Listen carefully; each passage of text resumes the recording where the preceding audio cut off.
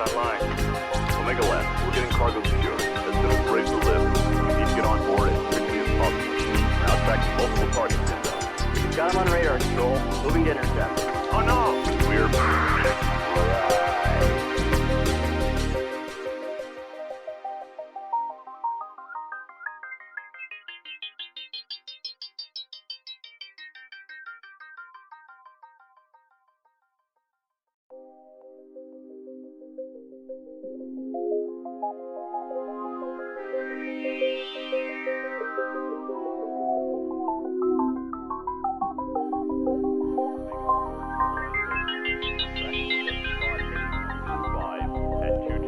meters altitude. Telemetry indicates this would eject. Roger that, Control. We'll keep them off you. This is McQuarrie. We're on him. Lead the way, sir. It's a pleasure to fight with you at last. Omega lead. Ejecting. Roger, Control. Omega, this is Control. We shall lift off of the second dropship. Orders? This is Forward 3. The gantries are retracting at Gamma launch site. They're at full power and counting down to lift.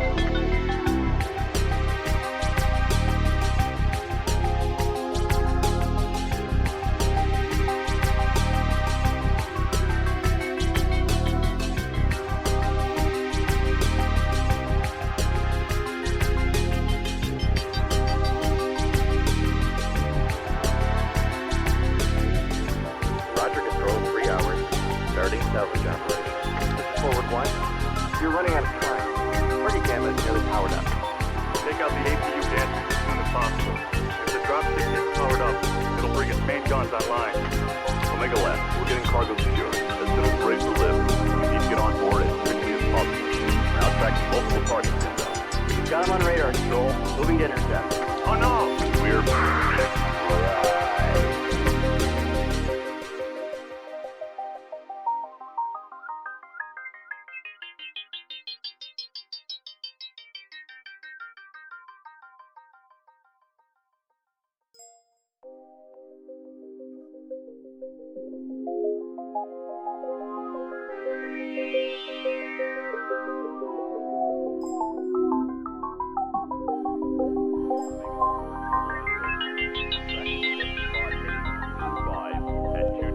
meters altitude. Telemetry indicates this would eject.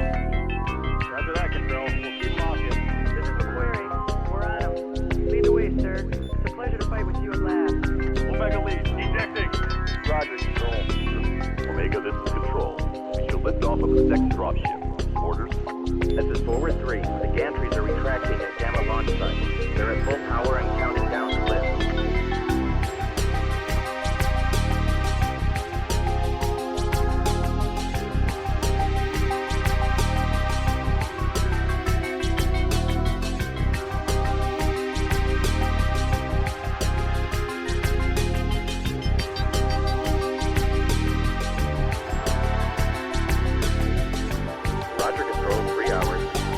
Salvage operation. This is Forward 1. You're running out of time. Party Gamma is nearly powered up. Take out the APU gantries as soon as possible. If the dropship gets powered up, it'll bring its main guns online. Omega left. We're getting cargo secured. As soon as we're able to lift, we need to get on board as quickly as possible. We're now tracking multiple targets inbound. Got him on radar, Control. Moving to intercept. Oh no! We're...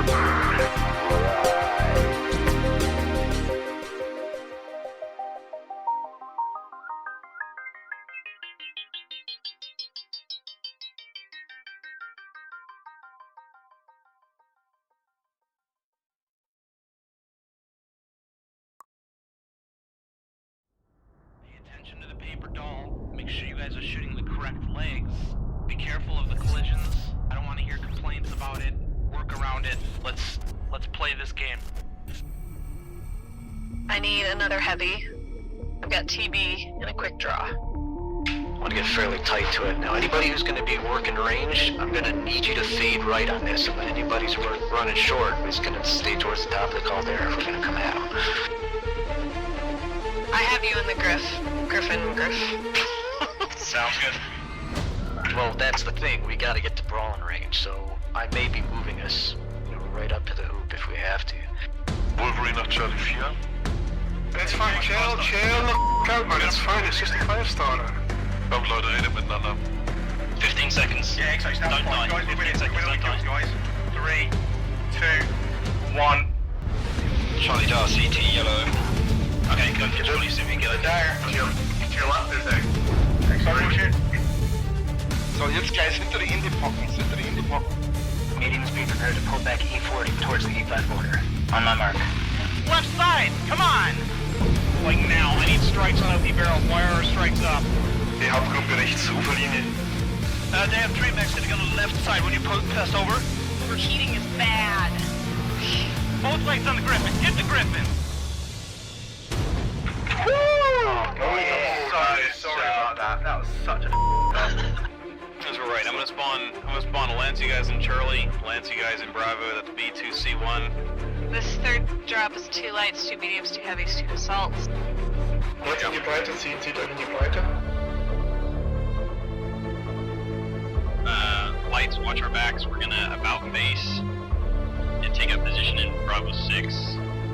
Ja, kurze Aufschaltung, Delta 4, 3 Stück, 2 Mediums einleiten, wie ich es richtig gesehen habe. Make a firing line. C4 Tactical Hill, boys. Fox. Laufen unter ECM, hab 2 durchlaufen, 10 Bravo 4. And get ready to hit people coming from our right. Charlie on the left. Charlie, Hellbringer on the left. Okay, let's group up towards the left. We're gonna press through Bravo 3 to Bravo 4. I think they're kind of spread out. Check yourselves. Make sure you've got, UAV cool shot. Here they come. They're pushing hard, guys. Decro. Tez on. Oh, got a contact here, Bravo 3.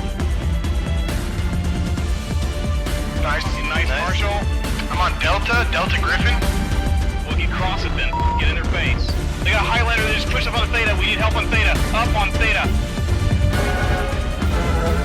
Yep, that's the noise. Go. Let's finish this. Full pressure, guys. Full pressure. They're down low. They're down low in Charlie 3.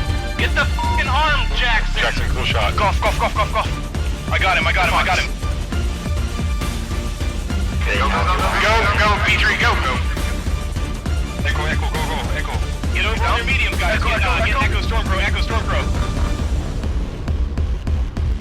God, I suck as a pilot, but thank I packed my skill. I'm sorry that you died, sweet girls, but we will send a reasonably nice letter to your family.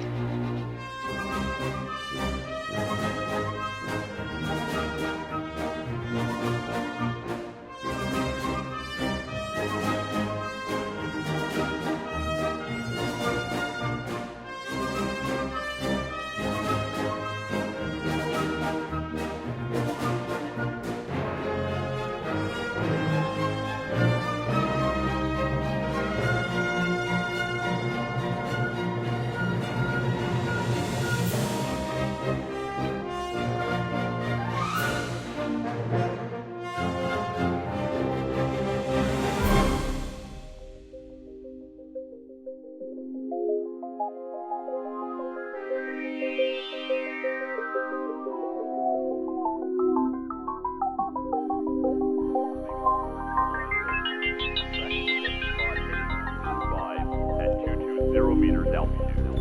Telemetry indicates input eject. Roger that, Control. We'll keep them off you. This is McQuarrie. We're on him. Lead the way, sir. It's a pleasure to fight with you at last. Omega lead, ejecting. Roger, Control. Omega, this is Control. We should lift off of the second dropship. Orders? This is Forward 3. The gantries are retracting at Gamma launch site. They're at full power and counting down to lift.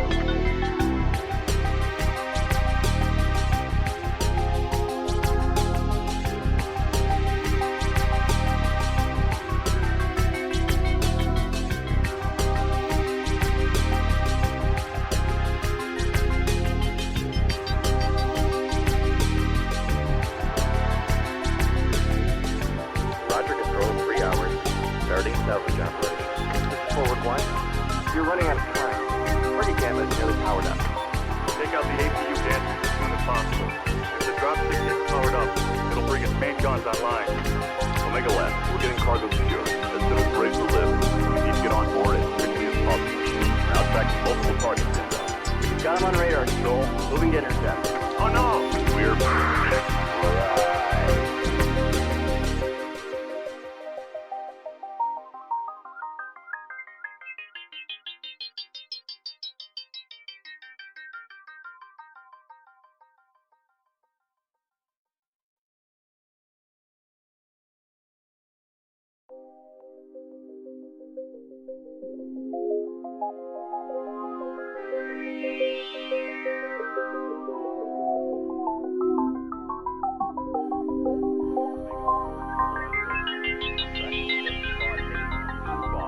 At 220 meters altitude. Telemetry indicates input eject.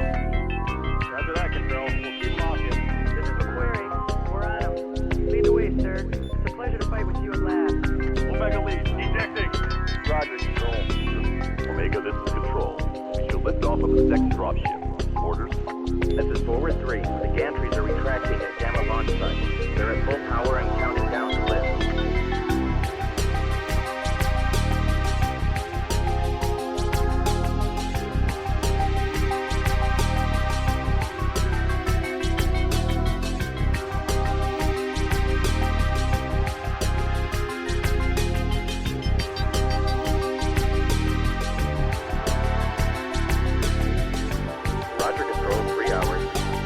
Salvage operation.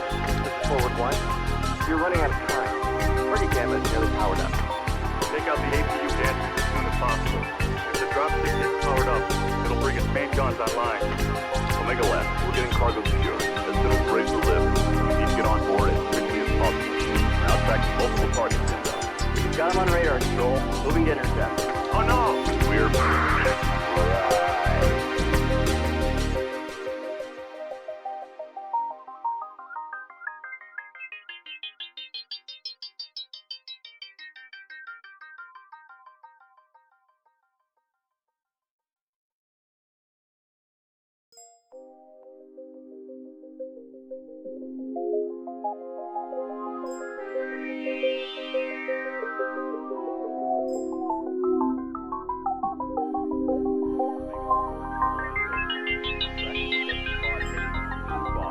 At 220 meters altitude. Telemetry indicates input eject. Roger that, Control. We'll keep locking. This is McQuarrie. We're on him. Lead the way, sir. It's a pleasure to fight with you at last. Omega lead, ejecting. Roger, Control. Omega, this is Control. We should lift off of the second dropship. Orders? This is Forward 3. The gantries are retracting at Gamma launch site. They're at full power and counting down to lift.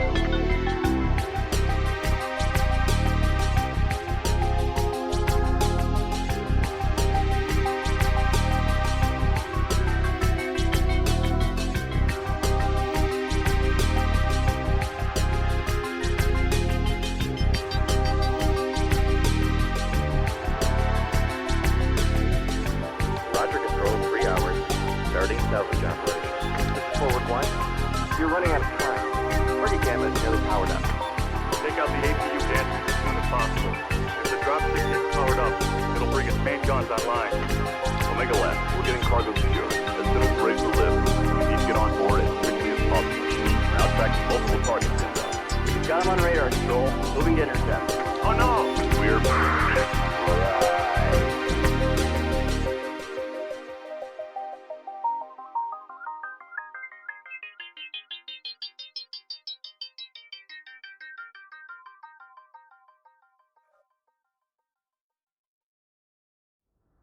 Attention to the paper doll. Make sure you guys are shooting the correct legs. Be careful of the collisions. I don't want to hear complaints about it. Work around it. Let's play this game. I need another heavy. I've got TB and a quick draw. I want to get fairly tight to it. Now, anybody who's going to be working range, I'm going to need you to fade right on this. Okay guys, that's our last match of the season. Let's make this one count. Wenn sie zu mir kommen, ich berauben sie zu euch. Alles klar. Alright, so medium's Gamma, light's Theta, heavy's Kappa. Roger. Alright, here we go. Driver Lance, Theta is yours. W key. Roger. Alright, can't see anything, stacking up in Theta. I keep getting sense make. Can you see them? Yeah, they got heavies up here as well. Kill anything that moves. Lights, just give us some scouting. That's probably the best thing for you guys. Roger, moving to E4. Here they come. What do you see? What do you see? 100 and Delta 4 on. Alright guys, comms, got it. Yep, I'm prepared to fight, call target. Pushing on, guys. Here we go. That big thing to the top. That big thing to the top. Copy that, okay. Wait for them to come to us. Roll into them. I'm rolling. Rolling. Max D3 coming from our right, guys. Yep, we got this. I want to call something and I want to see it dead in seconds. Make it happen. Okay, auf 3. 1, 2, 3. Go. Guys, we need to get on top over here quick. Stormcrow qui casse les couilles dans le dos là. Keep going. Let's go. Go. Everybody in. Got him. Nice. Hawk crouch down. That's all they can move, guys. Go now. Bravo's leg. Nice. Holy shit. Yep. Get out of there right now. Take care of that Black Knight. Take him in pieces. It's up. Kill him now. Push forward, guys. Push forward. Nice fucking job. Just run. Stay alive and run.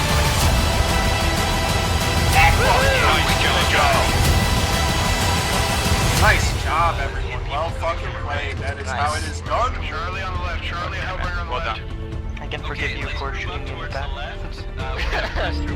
Alright, keep your eyes active, guys. We don't have scouts on this one, so we're gonna have to all scout. I'll be there soon too. We've got mechs on the way. You guys got this. Here they come. They're pushing hard, Seems like a guys. fucking ambulance 911 call. We are headed into drop 2. 2 lights, 4 mediums, 2 heavies, 0 assaults on skirmish. Let's take a look. Come on, Delta. We need to spread out a bit. We need to see where from they coming, and then we will expose them. Alright, boys, manly men. Gonna take some fire. We're gonna put fire out. Just make sure you train well. Full pressure, guys. Full pressure. So, der Stopp, Bewegungsrichtung. You need to go it now. Yes.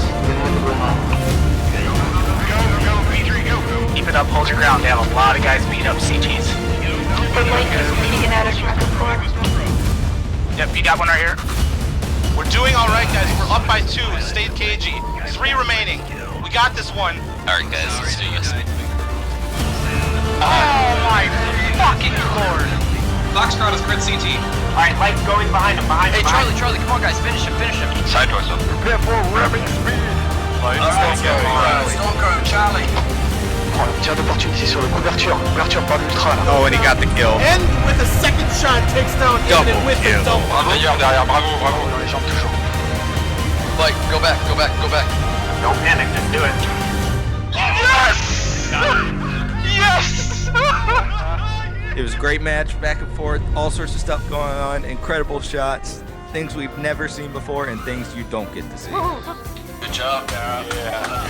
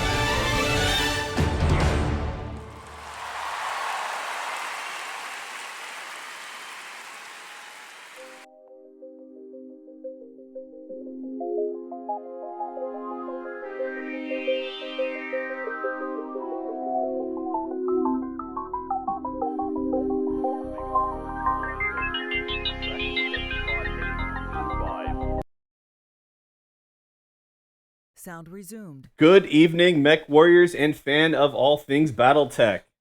Welcome to the second cast of Season 9 MRBC.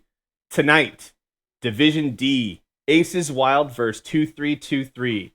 Your host tonight, myself, El Switchblade, and my partner in crime, Mr. Batman. Say hey, Batman. Hey, Switch. Thanks for having me with you tonight.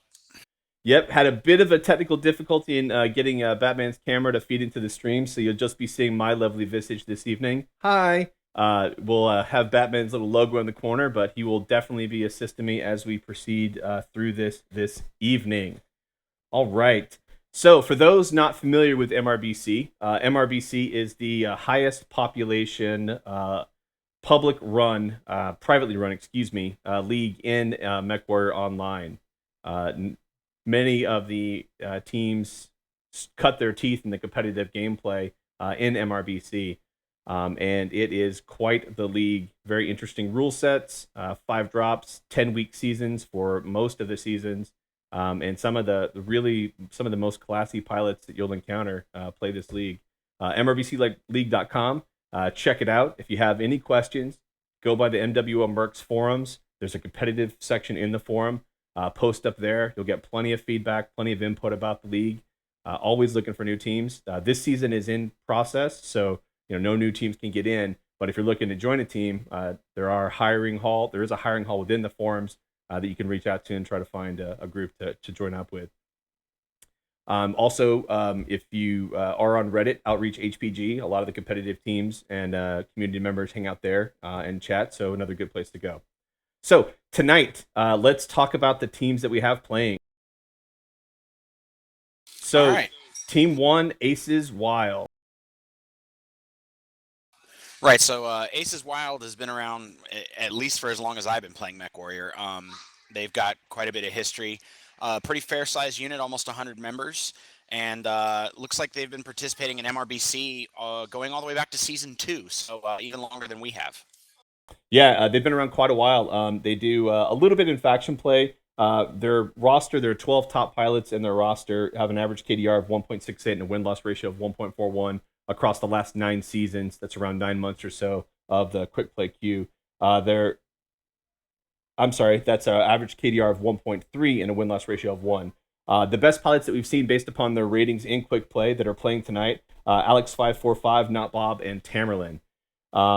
We had a chance to talk to Not Bob and Tamerlan before the match tonight, and they did place 13th within World Championships this last season, which was that's quite the endurance for a unit to be able to complete that event. It was quite long. They've done a lot, like 50 matches. Yeah, quite a bit. They've done a lot of internal 2v2s and 1v1s. A lot of experience back in the old early seasons of faction play. They're a huge community-focused group, and they've hosted over 200 mercs on their server for quick play. They're approaching this match with all guns blazing. They want to get in close and break their faces on their guns. Tamerlan, the other co-captain, just said that they're kind of going in this with no real approach. For many, this is their first introduction to comp. As you can see here, we've got the Taragato algorithm for stats tracking. Taragato of Ison was kind enough to provide the data and spreadsheet that we're using here. So that's Aces Wild. Let's go ahead and talk about the second team, Team 2, that's playing tonight. 2323 Reggie. All right, so up front, this is a team I'm a little less familiar with, but thanks to the data that we can pull off of MWO's servers, we can see that their stats are comparable to their opposition. They've got quite a bit of experience in faction play games, almost 2,500 games played. The unit's only 41 players too, so a little bit smaller unit and still putting up some respectable numbers. They have a positive win-loss ratio, positive kill-death ratio. Quick play, very similar stats, actually slightly better stats in terms of those two statistics, but no history in MRBC. So it'll be interesting to see if starting off in Division D is right where they want to be, or who knows, they could be better or worse than that. I mean, we won't really know what to see or what to expect until we start seeing some matches. That's absolutely right. In fact, 2323 Reggies did not intend initially to join MRBC this season. They were just going to do some scrims for the lower division teams and help them sort of grind their teeth and get used to the experience. After doing a couple of scrims, they decided, you know what, let's throw our hat in the mix, and here they are. I asked them what they've done a lot of faction play, and so I asked them what the biggest difference between faction play and this, the MRBC, the competitive play that they'd seen, and a lot of it has to do with mech variety. In faction play, you kind of see the same mechs over and over again, and with the MRBC rule set, you do get to see some different chassis with the lack of duplicates and things like that. So they're currently very interested in getting into more seasons of MRBC and kind of cutting their teeth on some different mechs. They also one of the things that Reggie said is that they feel that MRBC and the player-run communities are really the future for this game. MRBC's really revitalized interest within the 2323 unit, and we can only hope to see more and more units get involved in the competitive streams, because that's where I personally think that the future of the game is as well. When asked what they want to say to folks going into it, Their comment was they were using Orion 2Cs before it was cool. So Nice. One thing I wanted to touch on that you were talking about is this style of gaming as the future of the game. So, I've been playing for, oh God, what is it now? 3.5 years or so. And the game's always been fun to me, but when we got involved in MRBC, it really just took on a whole new dimension. And I mean, I think that it allows units to kind of grow closer a little bit, because they spend so much time preparing and then executing their plans. And, especially when that works out well for them, of course, you got the good vibes going all around, and, everybody wants to experience more of that. But I also like how it actually gives us exposure to other units that we may not necessarily come into contact with if we weren't involved in MRBC. I mean, I know you and Ash representing us in the Asia Pacific divisions. You guys have those connections with other units in our community, and that gives us scrim opportunities and just a good chance to get out there and see what other teams are doing and bounce ideas off each other and just make the game that much more interesting. absolutely. As I said, the competitive scene, I know there's a lot of folks that haven't tried it, but I would encourage you to try it out. From the outside, a lot of times you think that there's a bunch of elitist folks in here and they've got sort of these higher, holier than thou attitudes. But man, the people that I've met in the competitive scene have really been some of the classiest folks that I've had a chance to meet and play this game with, and I'm really really excited to continue to play in this format. We're in the process of getting the teams in the lobby now, so we can get this thing going. We're running just a couple of minutes behind. Batman, why don't you go ahead and walk us through drop one? Drop one, for those that don't know, MRBC is set around 5 drops. Each drop gets progressively heavier in weight. In drop one, you're dealing with 4 light mechs, 4 medium mechs. You can have one of any chassis and a single duplicate chassis. So you could have, 2 Kodiaks, but in that same drop, you couldn't have 2 Jenners, right? You could have 2 Griffins and then one of each other mech. No restrictions on mechs, with the exception you can't have hero mechs. You can run champion mechs if that same loadout is available in a non-champion mech. So pretty cool there. No streak SRMs in drop one, and then in drop one, you have the opportunity to get a bonus 50, I think it's 50 reputation for destroying 5 enemy mechs. Each drop has a different bonus criteria, and those will be listed on this front screen as well. So let's talk about drop one real quick. Batman, why don't you walk us through what you traditionally see in this while I get the other team in the lobby? Okay, well, you kind of covered most of the things I was going to lead with, so we'll go forward from there. All right, so this week, drop one, 4 lights, 4 mediums, domination game mode on Frozen City. Couple things that you'll see. You'll often see each team designate one light mech. They'll put it in the spawn that is closest to the circle in the middle of the map, and they'll just try to race each other to establish an early lead. And it may only be a couple seconds, but it gives you some initiative to work with. It forces the other team to come to you, lest they risk losing the game on time, which nobody wants to do. Other than that one mech, the vast majority of games that I've seen, the fight ends up taking place typically up on one of the 2 ridges. I believe it's the Echo 7 side is the one that is more common, though it is possible to see the battles on the other side as well. I've seen in some of the higher divisions, a little more poking, but I think further down the divisions as you go, and of course, speaking from our experience as well, you start seeing a few more brawls. So if I just have to throw a blind guess out there, I'd say between these 2 teams, with no other information to go on, I'm looking to see a brawl in drop one. I am as well. I love a good brawl. I think it's one of the most exciting types of fight to watch within the game. The teams are getting ready right now, and we will kick this off here in just a second.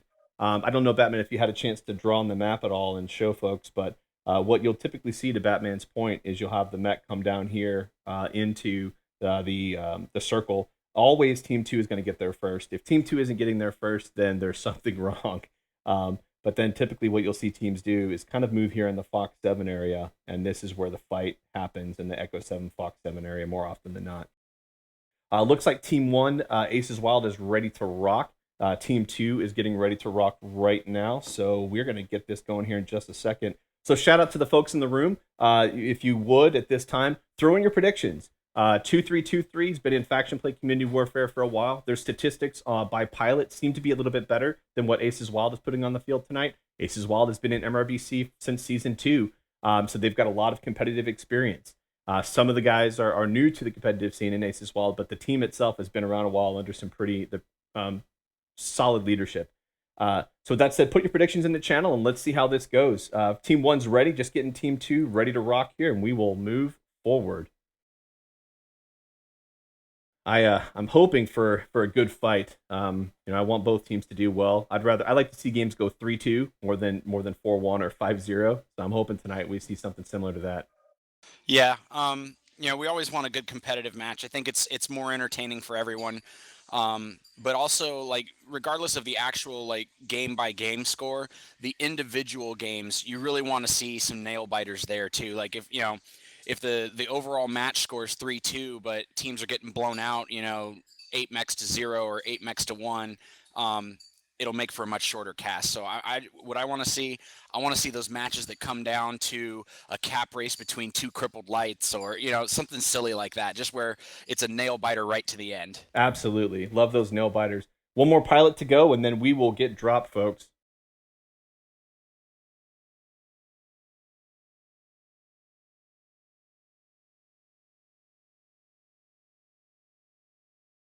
We are Crash and Burn Mech Warriors. And also, if you can throw into the channel where that line came from, bonus points. All right, Frozen City getting dropped in. It is a daytime map, 4 lights, 4 mediums, domination game mode. Bonus to the team that is able to destroy 5 enemy mechs. Both teams can actually get that bonus. And no streak SRMs in drop 1. Yeah, that no streak restriction's kind of essential for that first drop. With the tonnage as low as it is, and the ability of some of those mediums to spam a lot of missile launchers, if they had the streaks, it would really just degenerate the game, I think, at least for that first drop. So the drop ships are hanging out, getting ready to come in.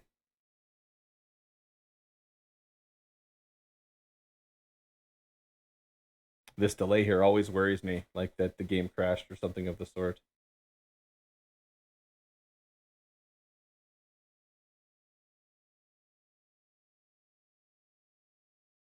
Now you're making me nervous. Dropship pilots must be taking this a long way around to get in here.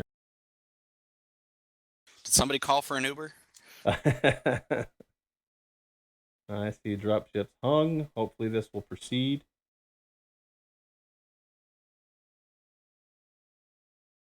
Let's see.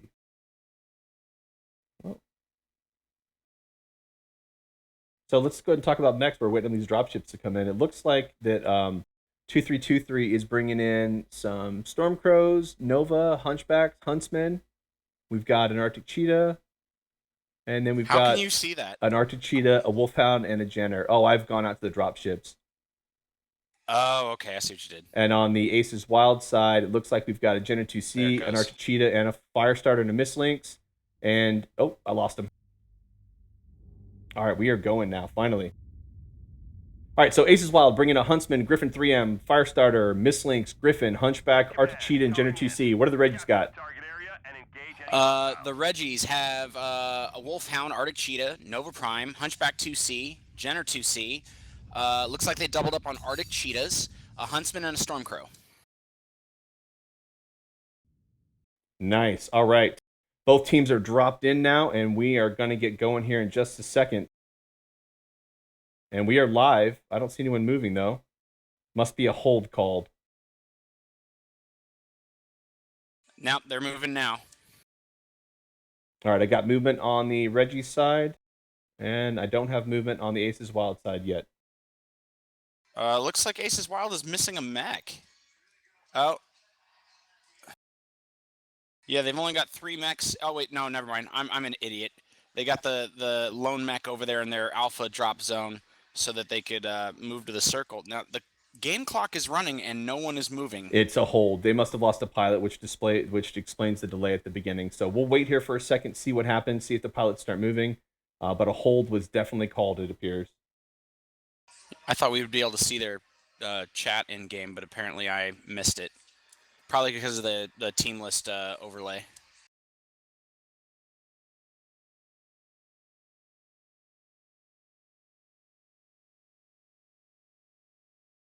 Yep, still have no movement in game. Both teams are idle, so clearly it's a hold waiting on that pilot to join. I don't know if they're going to do a redrop. Let's see what happens here. Sorry for the delay, Who didn't guys. make it in? Is it Team 1? I can't tell from this view actually who didn't make it in, but we've got no pilots moving at this point, so.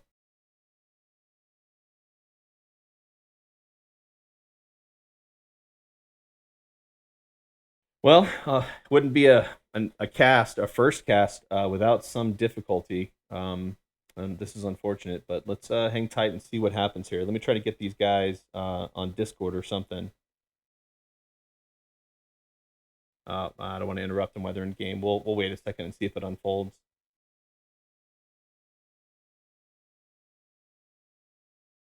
Holding tight. Yeah, we can't chat with them, so we just kind of have to wait for the match to finish or for these guys to move. I'm seeing Mechs twist, so they're probably still just waiting for that last pilot to come in. Yeah, I just can't figure out who it is that didn't make it in because normally when someone disconnects from a game, the mech will show no pilot or something like that, and all eight pilots on both teams appear to be in their mechs on my screen.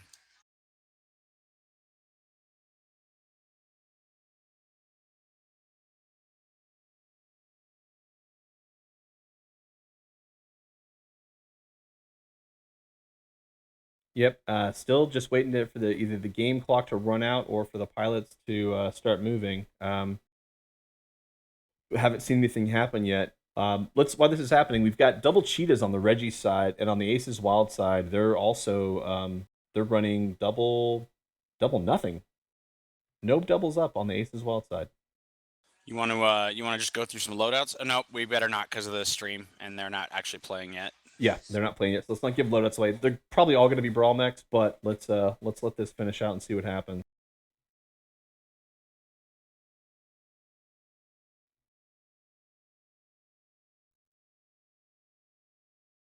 Hey, when you got a second, check the text message I sent you in TeamSpeak Switch.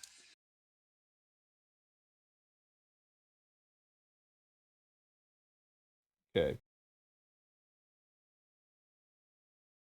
Still no movement. Looks like we may have lost the lobby. That's unfortunate. Let's let this play out for another second or two and see what happens.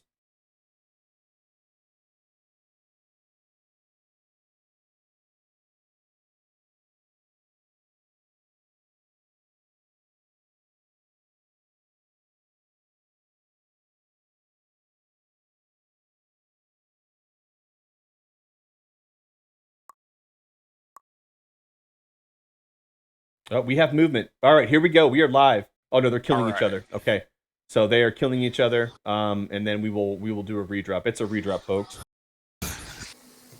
Just have to edit this out after the fact, I suppose.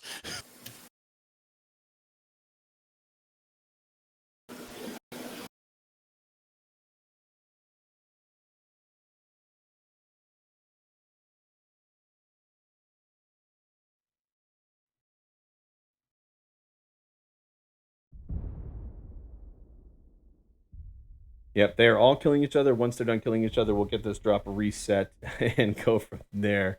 That's unfortunate.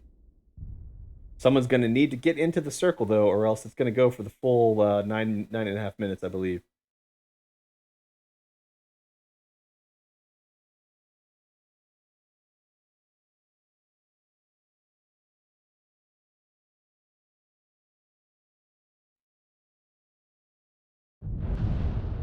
And we've got a Griffin 3M versus the Hunchback 4SP. Ring around the rosy here. No twisting. Clearly trying to just kill each other. Hunchback at 61. Griffin at 39%. Griffin could still get the upper hand here if he's able to get that shoulder off or get in behind him. Hunchback down to 41%. Great hit by the Griffin there. And the Griffin pulls it out. I love me some Griffin. All right, so I guess we've established that Ace of Kings must have been the disconnected mech because he hasn't moved this whole time. Yeah, but if Black doesn't get into the circle and run down the timer, we're going to have an issue here. I think he's trying to kill himself. He's trying to overheat himself. Right, which means that the live mech Ace of Kings will hold this game open for another 8 minutes and 27 seconds.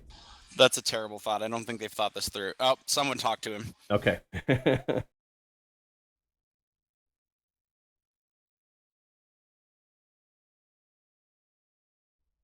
So again, apologies, folks. This does happen from time to time, and we'll get this going here in just a second. Now he's going to hunt down the other mech instead of... Oh, come on, man. Oh, he's going to kill himself with an arty strike. This is terrible. Nope, didn't die. He must have run out of ammo so he couldn't shoot himself anymore. Yeah, really need that mech to get into the circle. He'd have ended the game by now if he would have just gone. Yep. That's all right. It is all right. No worries. It happens. This is one of those things where we need a vote. PGI needs to implement a vote to reset the lobby. So hopefully they're watching this and seeing this pain, and we'll address this at some point. Yeah, he's on it now. He's going in. Here we go. Love me that Griffin, though. Looking good. Flying across the sky. Hopefully he doesn't break his legs and miss the circle. That'd be pretty terrible.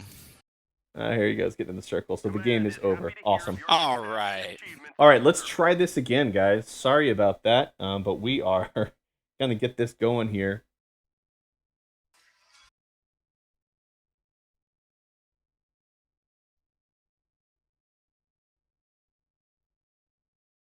All right, so we are getting back in the lobby. We'll get teams set, and we will get this drop going. Oh, I just got my my injections from the event. Huzzah!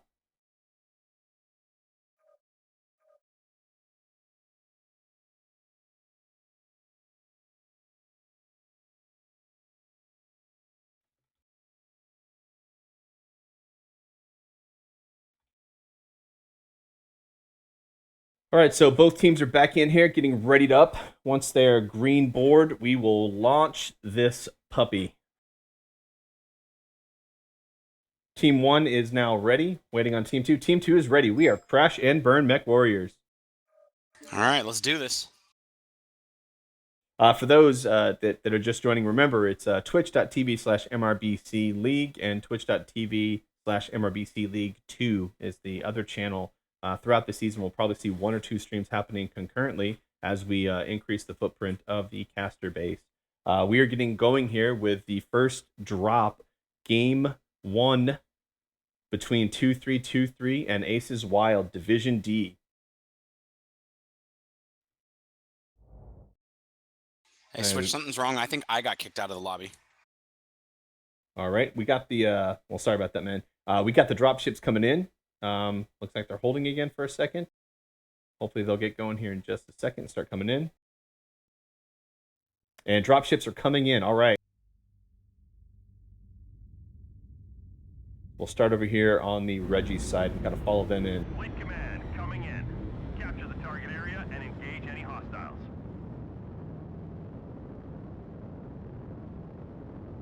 So the Reggie's dropping in. Alpha Lance, Light, Bravo, and Charlie with the bulk of their forces moving up towards the Alpha generator. It's going to be in the Fox 7, Echo 7 area. Aces Wild mirroring them and pushing up along the top ridge. Aces Wild don't currently have anyone in the circle. Reggie's are definitely getting the lead on the circle cap. Reggie's collapsing it around the Alpha generator, getting their mediums on the point.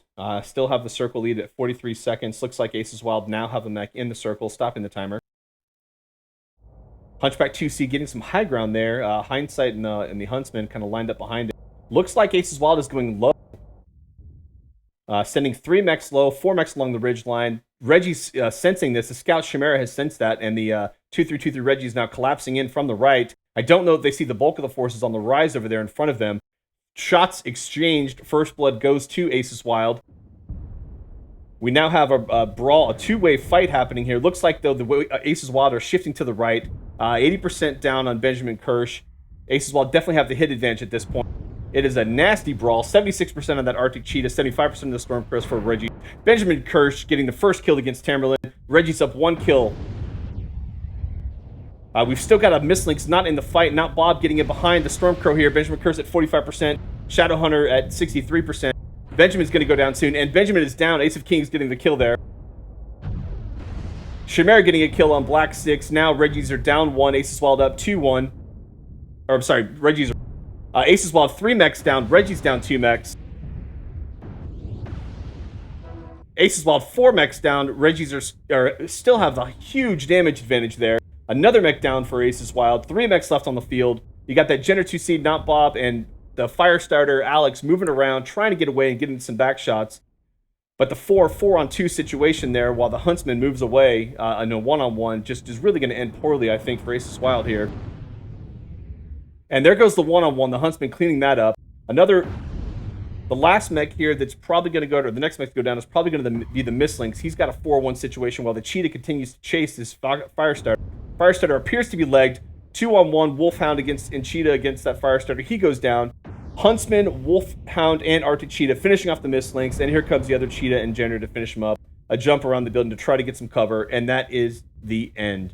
Reggie's pulling it home with an 8-3 victory. Good job, Team 2.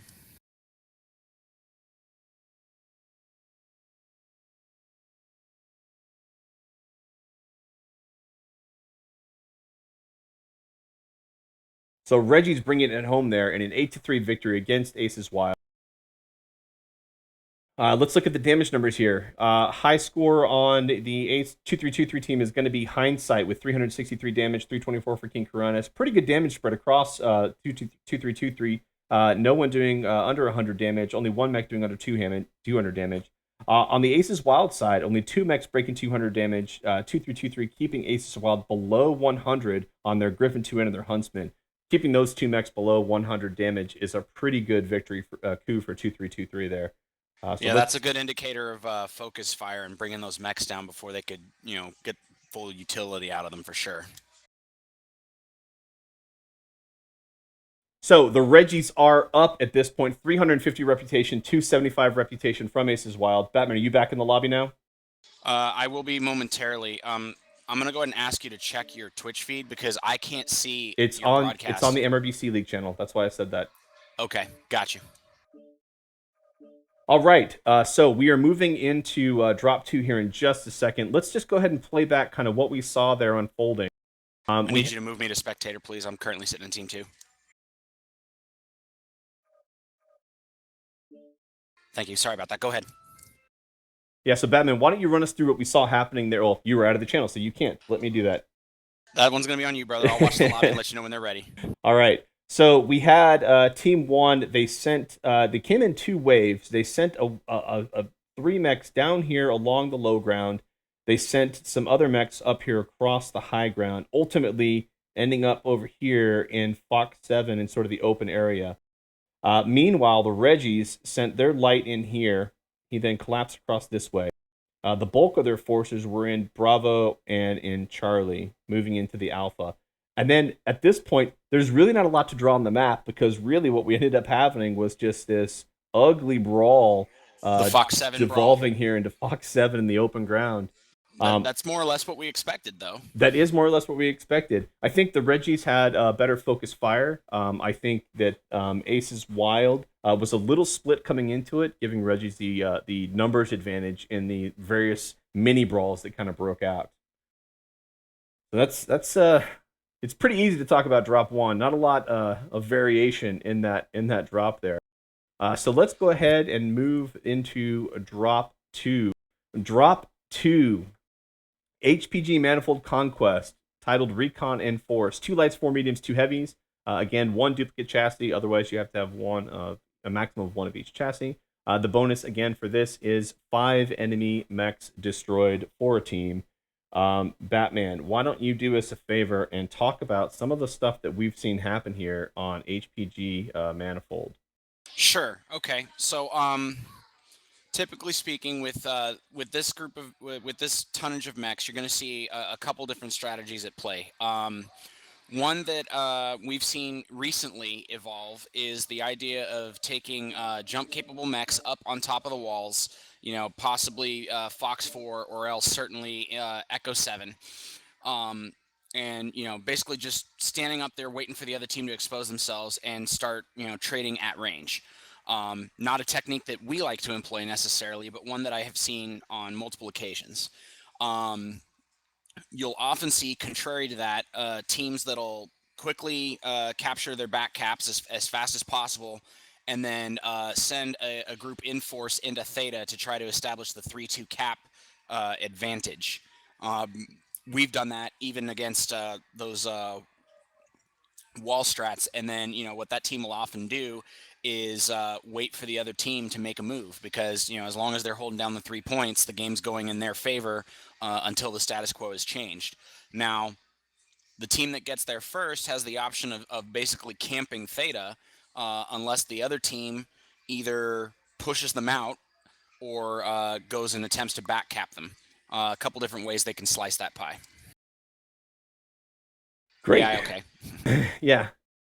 So it looks like we've got one of the teams ready. Team 1 is ready. Team 2 is not quite yet ready yet. So Batman, what you were saying there is that we've seen teams. Either team comes in. They come in here. They get on the wall. Go up this way.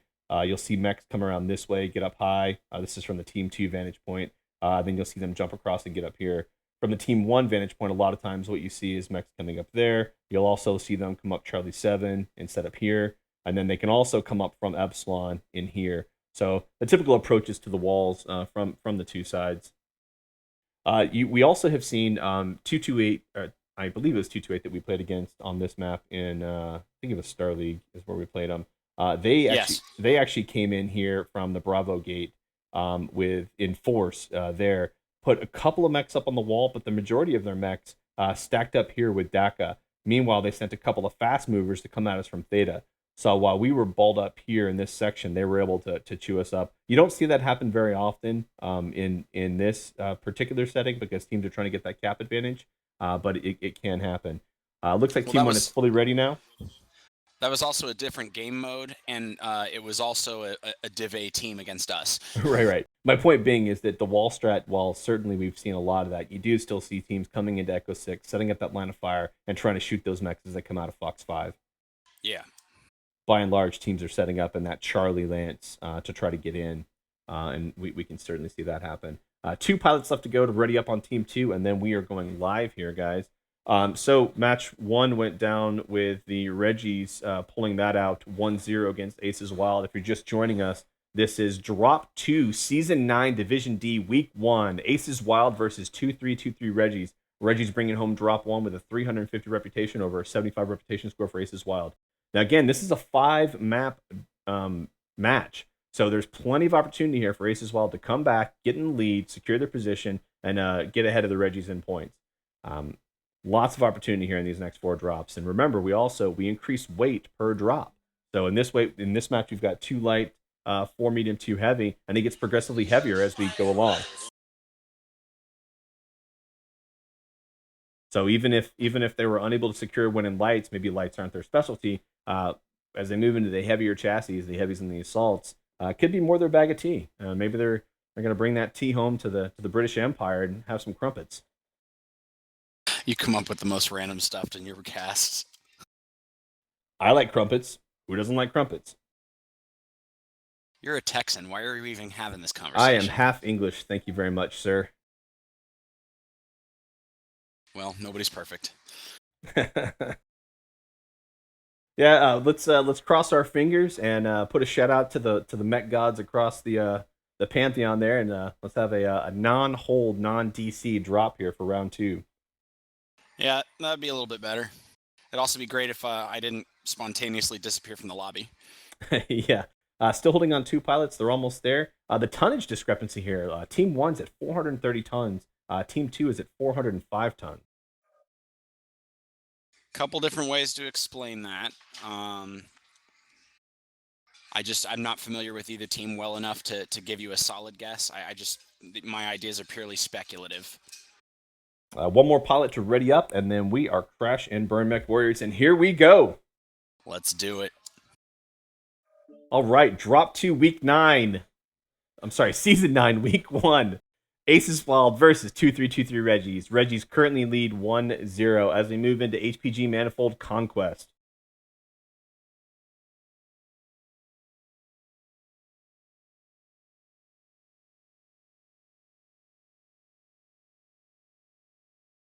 And we saw some good action from the pilots that we thought we'd see good action from on these teams.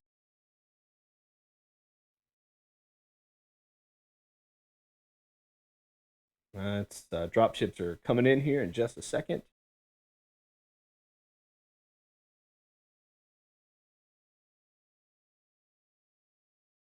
And we have dropship movement. All right, Aces Wild, bringing a Griffin 3M, Timberwolf, Jenner 2C, Hunchback 4SP, Arctic Cheetah, Stormcrow, Nightgyre, and Griffin. I believe that we're dealing with a Brawl deck from Aces Wild. All right, over here on Team 2 side, you got 2323 being Viper, Hunchback 2C. That's the energy variant. The Oni-chan, you did say that they were talking about piloting the Orion 2C before it was cool. We got one in the game. A Firestarter, another Hunchback 2C. This will be the ballistic variant. Nightgyre, Arctic Cheetah, and a Nova. Yeah, it looks like both teams have grabbed their back caps. We've got 2323 Reggies cycling in and moving to the left of Theta. First shot, first blood goes to 2323 Reggies, getting a shot on, it looks like that Nightgyre as he's coming out of the gate. It looks like they also have a slight edge in the cap points at the moment, but they're lollygagging a little bit there on Kappa. Looks like Aces Wild is moving in, rotating the right, perhaps heading straight in towards Theta. The Reggies, meanwhile, have set up a wider position over here on the southwest corner of the map, kind of spreading out, getting some wall jumpers up. Yep, 2323 is using the wall. Their light mechs are rotating around to the left, while Aces Wild appears to just be rotating around to the northeast corner of the map, trading a little bit of trading going on. I'm not seeing good hits though. I think 2323 might be going for the cap strat. Those two lights are about to run outside. Yeah, we've got Aces Wild, a great hit on Tamerlane down to 86%. The Reggies have gotten 2 lights out moving to Epsilon. Aces Wild now moving up to the top platform. With the trade deck that 2323 have, they're going to be able to put out some pretty good fire on the Aces Wild while they take that high ground there. Yeah, they've got 2 Hunchback 2Cs up on that wall, and they've got clear lines of fire to all of Aces Wild's team. Aces Wild's now diving underneath. Looks like they're going to go put some mechs on Theta. Probably a necessary move. Meanwhile, 2323 has back-capped Epsilon, and it looks like there are 2 lights responding from Aces Wild. They're responding. Yeah, we've got 2 lights from Aces Wild coming out now to engage the 2 lights from 232. We're going to have a bit of a light-on-light violence here. Tamerlane down to 85%. He's going to be hurt coming into this fight. The Arctic Cheetah, though, moving away from his Firestarter buddy, leaving behind, and the Firestarter goes down. Aces Wild up on the kill at this point, chasing the Arctic Cheetah. He's giving him his back. Yeah, Tamerlane's now going to break off and recap Epsilon. Jenner 2C, looks like he's staying with his wingman. Probably the better move. Yeah, capping on Epsilon to get a 3-cap situation. Try to get back up on points so they can force those guys to make a move on them. Yeah, but as soon as Johnny Rico realizes that they're not in pursuit, he may go ahead and try to snag Gamma. I mean, all he's got to do is uncap it and then run again. But no, it looks like he's blowing by it. Yeah, he's blowing by it. We've still got the bulk of Aces Wild hanging out in the basement. Meanwhile, 3 of the 2323 mechs are covering that outside the west side exit. Looks like we've got a Griffin maybe getting crafted. Those 2 Hunchbacks, though, have a really good angle on that door. With the 3 low mechs here, there is no way Aces Wild is going to be exit this way without taking some severe punishment. The 2 lights from the Reggies have now linked back up. Sorry, it's a light and a medium, I believe, over there. Yep, correct. And they are starting to rotate back in towards the center.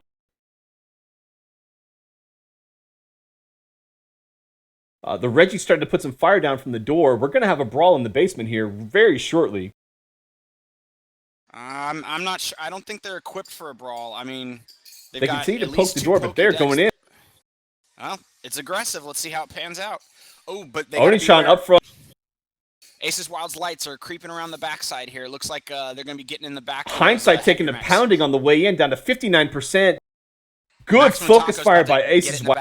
Aces Wild's up 2 kills against 2323 at this point. They're about to be up 3. 3. Chimera goes down. There goes the Nightgyre. Here comes the 2 coming in on Taco. As you called it. Hunchback starting to back out. A 2-on-1 situation. Ghost Reaver goes down. 2-on-1 situation on the Hunchback. Maximum Taco's down from the light. King Kuranis is dead. We've got the Viper and the Cheetah. Looks like they're doing a 1-on-2 situation. Aces Wild's about to clean up. And 2-3 get 1 kill against Alex, but they have a bunch of brawlers moving their way now. Yeah, the 2-3-2-3 mechs aren't going to be able to take advantage of their speed in this confined setting. Yeah, they just took down another kill mech, though. They're not going to pull this. Yeah, they won't be able to pull the match out though. They're too low. Still though, getting those kills, every kill counts towards the points at the end of the season. And Aces Wild cleans it up, compelling 2-3-2-3 Reggies to push into Theta with their long-range deck. Oni-chan was a little bit out in front, putting them at a disadvantage. He went down fast, then the rest of the mechs just fell like dominoes. Let's look at the damage numbers. On Aces Wild, high damage is by Shadowhunter 7-4. I'm sorry. Shadowhunter 7-4. Pretty low damage numbers for this, though. That just means good focus fire hitting those components that are tore up. On the 2-3-2-3 side, we've got Benjamin Curse doing 3-2-7, and they're holding that fire starter to 3 damage as he tried to run away from the cap and got cored out. Yeah, that right there was just, I mean, every mech, you have that domino effect going, and their first domino was knocked over almost as if he hadn't been there. And I'm not trying to be derogatory of the pilot, just things like that happen from time to time. But that just gave Aces Wild all the momentum they needed. So a 1-1 game at this point. 8 kills by Aces Wild against 2 kills by the 2-3-2-3 Reggies. Aces Wild pulling into the lead, 425 reputation to 400 reputation from the Reggies. Great brawl in the basement. Why don't we go ahead and pull up that map strat, and Batman, you kind of show us what went down there. Okay, sure.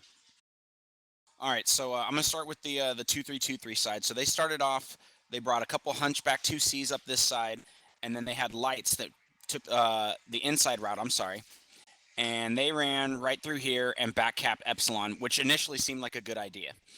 The remainder of their heavier elements were out in this Fox 4 Echo 4 arc, and initially all the trades were going in their favor. Aces Wild, they snagged a couple, they snagged their points, and then the bulk of their team moved over here into Echo 6 and eventually up on top of the HPG manifold. Once they realized they were being back capped, their 2 lights broke off, responded into Charlie 5, and immediately dropped one of the 2 lights that they found there, and then the other one squirreled off for a little bit, and that's fine. Now, as 2-3-2-3 continued to put fire on the bulk of Aces Wild's team, the call was made, and someone said, "You know what? We're just standing up here getting picked apart. We need to make an adjustment." So they jumped down onto the Delta 5 side and then back into the middle, took Theta, and once their 2 lights that had been chasing the other lights recapped Epsi, they had the 3-2 lead on caps, and that forced 2-3-2-3 to move in a disadvantageous way. Yeah, and you had those 2 mechs on the Reggie side moving out from Epsilon, going wide, linking up in Echo 7, taking a very circuitous route around the map. And then you had the 2 lights coming in from the Aces Wild side, getting in the back and taking down Maximum Taco. Just a really good move by Aces Wild, compelling that brawl. I think Reggie's, with the firepower that they had, would have been better off holding outside, but I definitely understand the pressure the caps can put on. You start seeing that cap tick down, and it gets in your head, and you respond sometimes in a way that you regret later. But recognize, guys, that with 5 caps and 750 cap maximum before the game ends, there is almost always time to respond to a cap advantage, as long as you keep your eye on that clock. So I just wiped the map and then reconfigured it just to provide a little bit of illustration to what we were just talking about. So the red X over in Charlie 6, that's where that fire starter went down.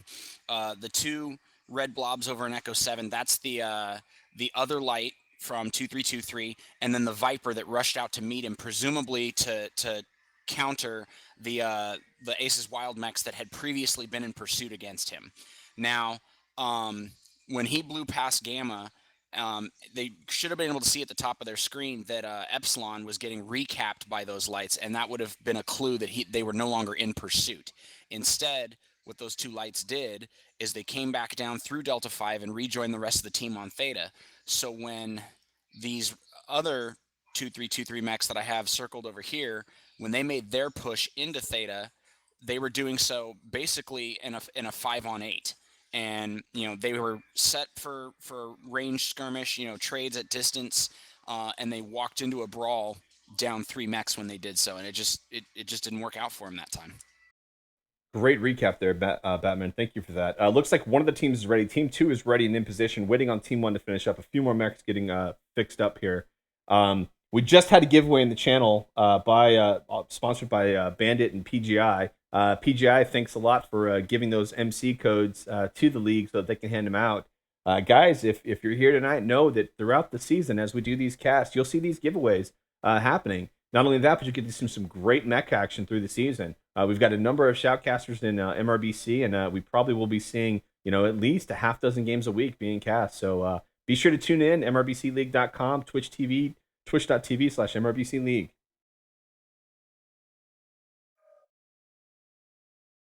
So Batman, play of the game there. What do you think was the play of the game in that last match?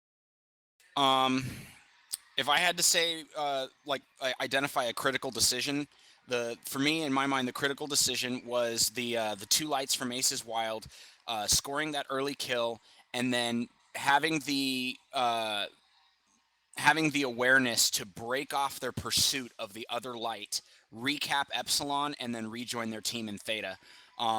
It gave them the cap lead. It gave them the edge in the brawl. It was just a real smart decision. If they'd continued to squirrel after that other light, I'm not saying that it would have ruined the game for them, but they would not have been able to press the advantage the way that they did. Absolutely. Good call out there. So we are moving into Drop 3 Crimson Strait Conquest, Commander Assassination, 3 mediums, 4 heavy, 1 assault at 85 tons, 1 duplicate chassis allowed across the team. The bonus, destroy the assault mech on the enemy team and save your team's assault mech. A lot of times you'll see the teams get very cagey with that assault mech. In the early games of the season, people aren't thinking too much about rep points, but as the season progresses, those bonuses that you can get in these matches, particularly in the Commander Assassination match, you'll start seeing those commanders act pretty cagey and stay towards the back of the teams. So this should be a pretty interesting fight as it unfolds. Both teams are ready, and we are going to go. Apologize for the lack of pre-match strat on this one, but we are ready to crush and burn Mech Warriors. I think the audience will forgive us. With the matches getting progressively faster, or rather the gaps between matches getting progressively shorter, I'm sure they'd rather see a live fight than just hear us draw on a diagram. Even though I can draw extremely well. My flowers are the best flowers. So again, getting into Drop 3, Week 1, Season 9, MRBC League Division D, Aces Wild versus 2323 Reggies. Right now, we are tied up 1-1 from a match perspective or a drop perspective. However, Aces Wild do have a slight lead in the reputation points based upon the devastation that they inflicted in the last drop. As you said earlier, every kill counts, and they racked up quite a few. So the drop ships are getting ready to come in.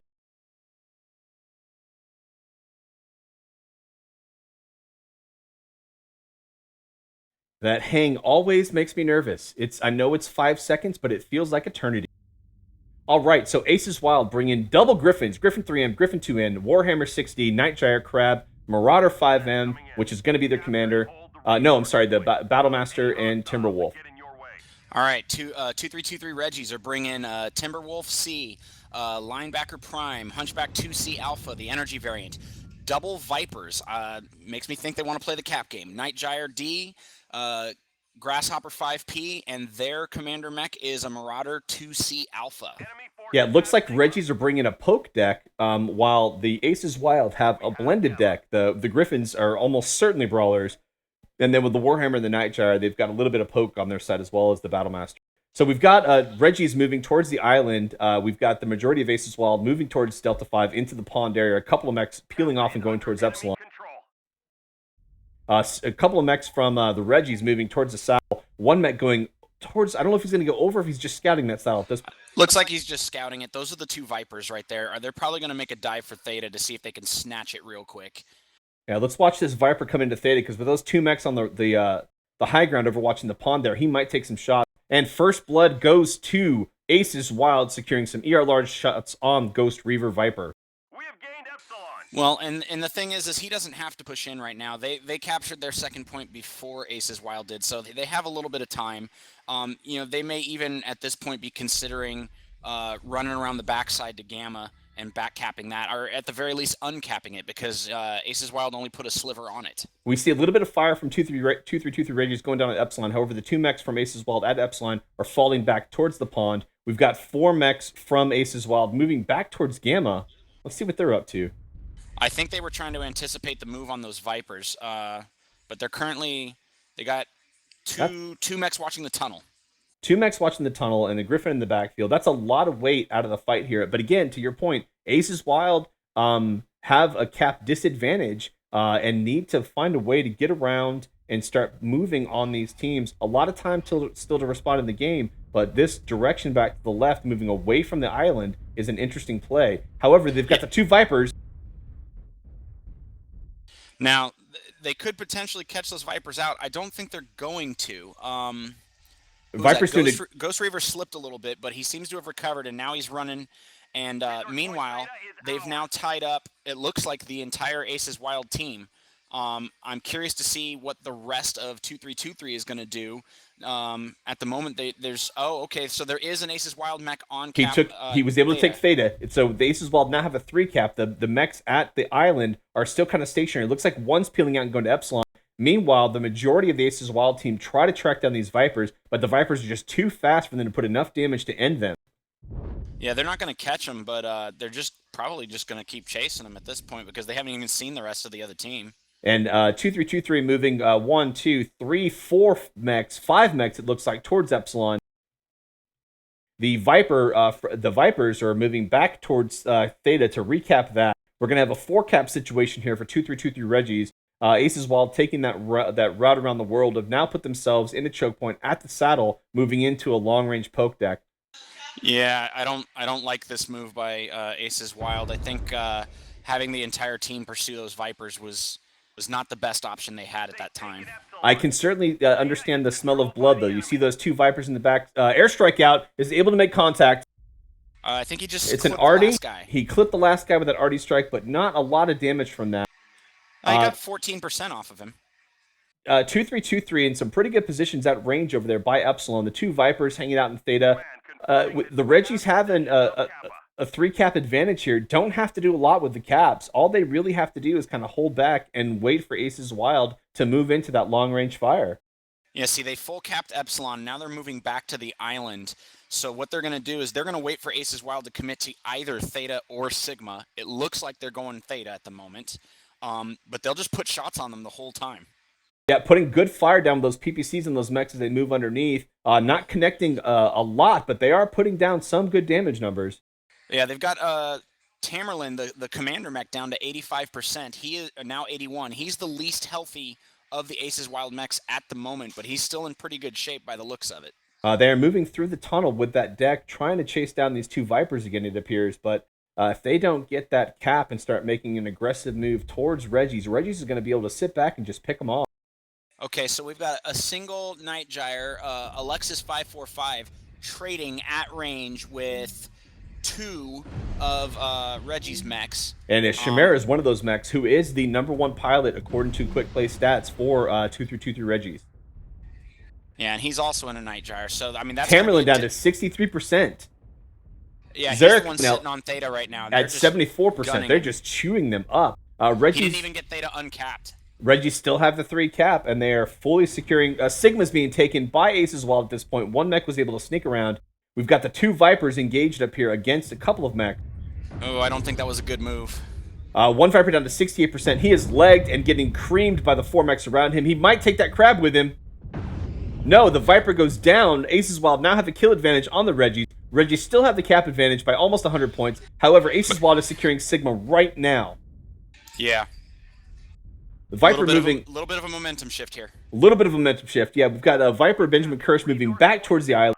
Again, Aces Wild with a 3 cap now, recapping Theta, putting them at a 4 cap, and the Reggies are getting stationary on that island.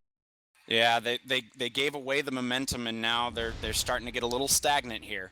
This game is currently in Aces Wild's court. They can win this or they can lose this depending on what they do. Absolutely. Still, I think the Reggies with that range advantage can start cycling in and getting those shots on. Aces Wild is significantly more damaged than the Reggies are at this point. Crab at 33%, Tamerlan, the Battlemaster at 60%. They are both ready to drop. I'm going to get in Tamerlan's cockpit for a moment. All right, I'm watching Benjamin Kirsch, the Viper, move back to secure Sigma. Aces Wild hovering around Theta, trying to recap Theta. This will put the Reggies back up at a 3 cap, or a 2 cap, with Epsilon and Sigma capped. But Aces Wild, with Theta, Kappa, and Gamma secured, are going to be able to bring this game home unless the Reggies start to get some aggressive play, burn down those mechs, and get in on Theta. All right, just to clarify, Tamerlan is not quite as bad off as we thought. He has lost a torso, but he still has armor on every other part of his mech. Down a few weapons, but otherwise he's operational. Chimera down to 84%. Still, the damage advantage is in the Reggies' favor. If they can get those mechs over around Theta, start putting some airstrikes on them, they could do some significant damage. Yeah, but meanwhile, they've just given up their score lead. They are going to have to push on Aces Wild. They can't win from this position. Great hit against that Grasshopper down to 84%. 2323 Reggies is starting to lose their damage edge here if they don't start to put down some additional fire. Aces Wild doing a good job of staying cagey and just soaking up those cap points. Benjamin Kirsch creeping into Kappa. He's currently trying to decap that. Let's see if Aces Wild makes a move on him or let's just let him go. I don't think they have anything that can catch him. Well, they've got the Crab. The Crab's got a little bit of speed, but he does not have that Viper speed. So the Viper, if he caps Kappa, will put the Reggies at a 3 cap advantage. We've got a mech moving across the platform towards him. He doesn't have time to cap it.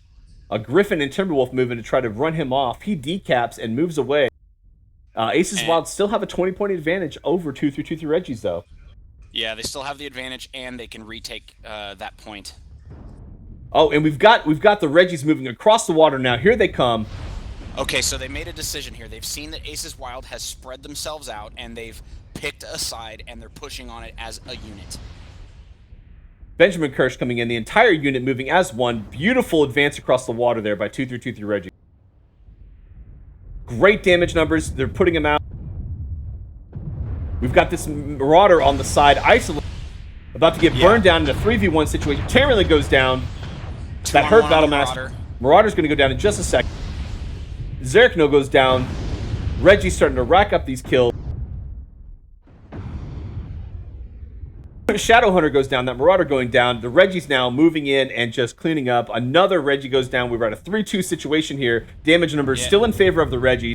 That Warhammer goes their down. Mechs are pretty hurt though. If these last 4 mechs can rally and focus their fire, they can even this fight still. Nightjar, we're in a 4-4 situation now.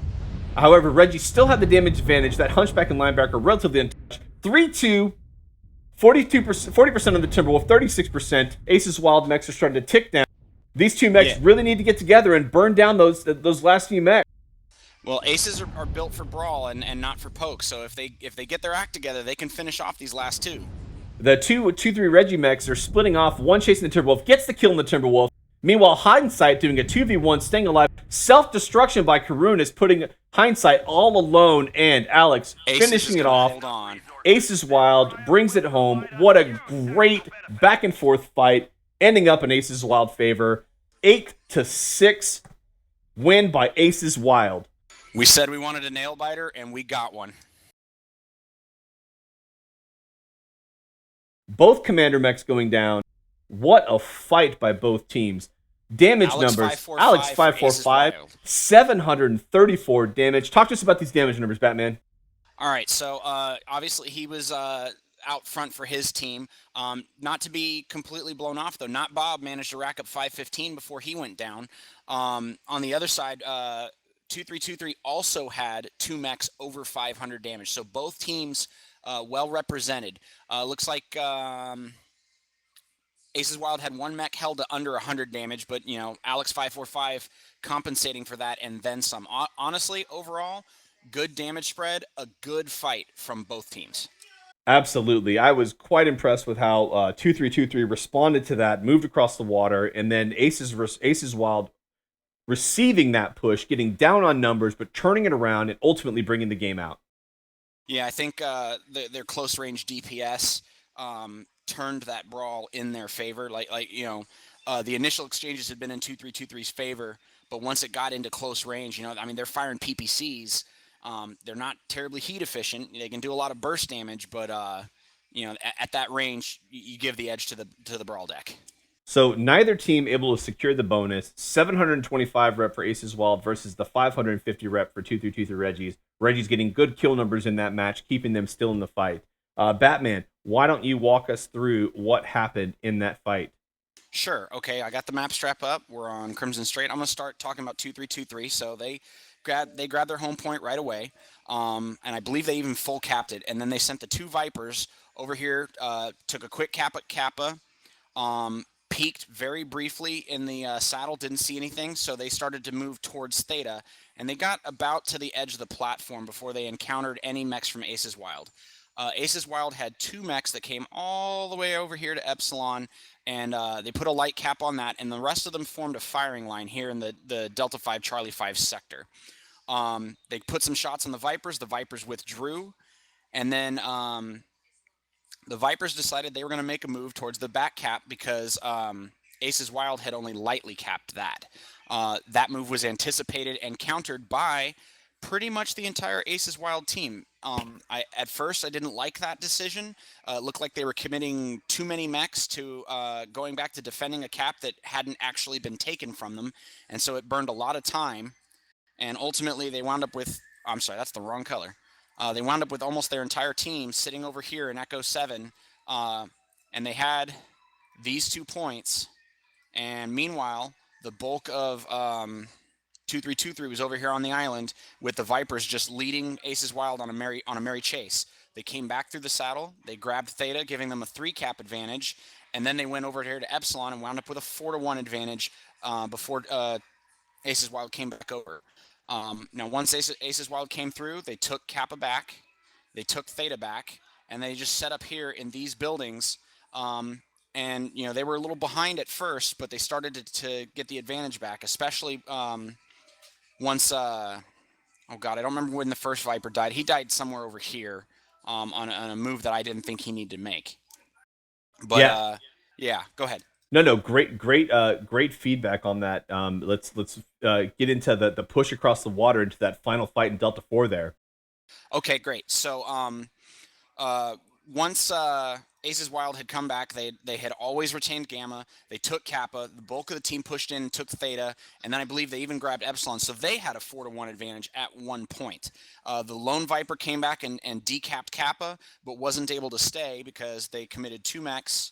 They being Aces Wild, committed 2 mechs to just getting him off of there. And the rest of them sat here in Theta, ready to receive that push.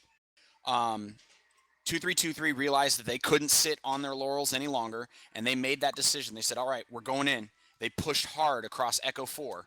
Yep, pushed straight across the water, got in the brawl, went in, had initial kill numbers, but then Aces Wild was able to turn around and get that kill advantage up. Yep. Once it devolved into that close range brawl, the DPS of those shorter range mechs tipped the fight in their favor. They had taken a lot of damage initially, but they were able to recover. And like I said, it was a nail biter finish to that fight. Wonderful fight. Absolutely wonderful fight. So here we go into Drop 4, Season 9, Week 1, Division D, Aces Wild versus 2323 Reggies. Wild is up right now 2-1 with 725 rep versus 550 rep for 2323 Reggies. Caustic Valley Conquest, flank engagement. 2 light, 2 medium, 2 heavy, and 2 assault. 1 duplicate chassis allowed across either team. The bonus for this one is to destroy the heavy and assault mechs from the opposing team. This, again, is a map where you see a lot of brawling, but you also see a significant amount of DACA and poke mechs or trade decks from teams. Both teams are ready to go, so we're going to go ahead and get into the lobby, watch this game, and we'll come back and talk about it afterwards. Crash and burn, Mech Warriors! Hey, just a quick shout to anybody who can hear this. Whoever's screwing around drawing on the map strat, if you could knock it off, that'd be appreciated. Thank you.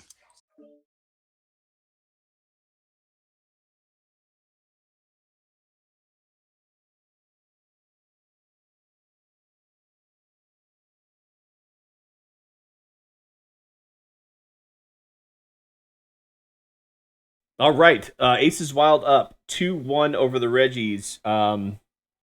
Some good scores. There's a number of games going on tonight. Bandit's doing a great job of keeping the channel apprised of what's happening. We do have another match happening over at MRBC League, twitch.tv/MRBC League 2. So if you have two monitors, get both games up and watch these teams fight it out tonight.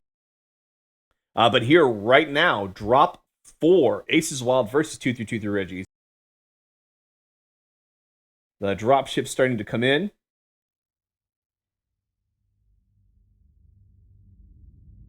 All right, on Aces Wild, we've got a Hunchback 2C, a Jenner 2C, Arctic Cheetah, Warhammer, Nightjar, Griffin, and of course, dual Kodiaks. What do the Reggies got? Reggies have Timberwolf, Summoner, a Gargoyle, Arctic Cheetah, Jenner 2C, Nova, another Gargoyle, and a Stormcrow. So it looks like they opted for a little more speed in their heavy mechs. They are also, with those Gargoyles and Summoners, that is a brawl deck. The Reggies came to fight. Excellent. So we've got Gamma, we've got the Aces Wild starting to move in towards Theta. Obviously, the Reggies are moving straight into the north side of Theta, trying to rotate around, doing a little bit of NASCAR action. We have gained Epsilon. They are set moving around to the right side. I thought they were going to step on this ramp, but they continue to rotate to the right. Nova Prime trying to get up and get some eyes on for them. We've got a 2-2 cap situation at this point. Wild able to secure the caps a little bit faster than Reggie. Aces Wild getting stagnant down there on the southwest corner of the Caldera. Now we've got the Reggies starting to stack up here on the northwest corner of the Caldera. Either team could make a move around and start this fight, but I think both teams are just trying to get some intelligence, get some intel, and determine where they want to make this move to. If I'm not mistaken, it looks like Aces Wild brought a little bit more of a poke deck this time around, so I don't think they're necessarily looking to push in on the Reggie's mechs at this time. Yeah, we had a 1.5 minute radio cast there, guys. Sorry, we are in-game now. Apologize for that. Nothing happened, though. So we've got a movement to the right here. Engagement happening. First blood goes to Aces Wild, getting hits on that Timberwolf. Gargoyle out in front, isolated, needs to he slowed his roll. Good job. Found a rock. They are starting to get their position consolidated. Aces Wild getting stagnant, and 2323 Reggie's also getting stagnant. Good hits against that Timberwolf down to 91%. Tamerlane down to 85% in that Hunchback. Here we go. 2323 Reggie's pressing their brawl now. Moving into the left. There's a 3-on-1 inside the Caldera. Cobalt in the Nova is about to just focus fire. Nightjar goes down, rotating to the right. That Kodiak's going to be the next thing to go down. Ooh, Timberwolf down. Summoner at 34%, still in the fight. Gargoyle at 49%, still in the fight. It's a 2-2 game at this point, folks. 3-3 game. They are keeping it alive here. We've got really fresh mechs from both teams involved in this brawl. Also of note, King Kuras, the Arctic Cheetah for the Reggies, he has taken one of the back caps from Aces Wild, so they've got a 3-1 cap lead right now. Reggie's getting up on the kills with that brawl deck against the poke deck. Only 3 mechs left on the field for Aces Wild. Reggies have 1 hurt mech, the Gargoyle at 56%. Everything else looking pretty fresh. Hunchback at 53%, about to go down. Hunchback securing a kill against that Gargoyle. Yeah, but now it's 4-2. Reggies have a numerical advantage. They have a big tonnage advantage, and they are not. They're not going to be suffering on the speed. They 2 mechs left on the field. Cheetah trying to peel out, maybe play the cap game, try to get some range. We've got a 1-on-1 brawl happening over here. Cheetah versus a Jenner. Looks like the Cheetah's got the good advantage there.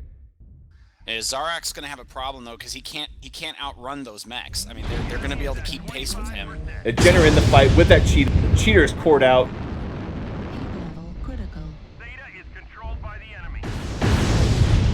Oh, Cheetah's able to pull the fight out. Yeah, 4-on-1 now.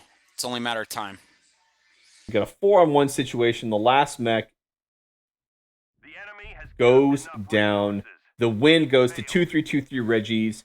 We've got an 8-4 win for the Reggies, bringing the brawl deck, bringing the fight, taking down that poke deck. That was solid. All right, Batman, talk to us about those damage numbers. All right, so we've got, for the Reggies, we have Chimera 11 and Gargoyle over 500. 2 more mechs over 300, one being the other Gargoyle and Johnny Rico and the Stormcrow as well. So those are their top performers. Everyone did over 100 on both sides. Looking at the Aces Wild side, They had 3 that were over 300, none quite as high as what Chimera put out, but once again, overall, the damage numbers look relatively even, in spite of the fact that 2323 still had 4 mechs alive at the end of the fight. Everybody was contributing, it looks like. No one was off on their own or getting caught out of position in such an obvious way that it's reflected poorly in their numbers.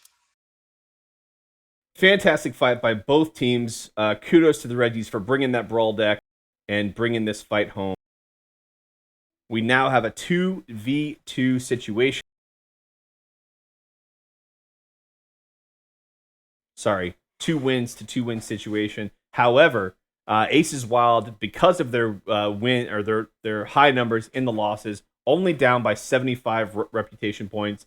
It could go either way at this point. One of the teams could actually win this next match, but still, or win this next drop, but still lose the match because it's so close in reputation points. Why don't Batman, you walk us through what happened in that fight? Okay, sure thing.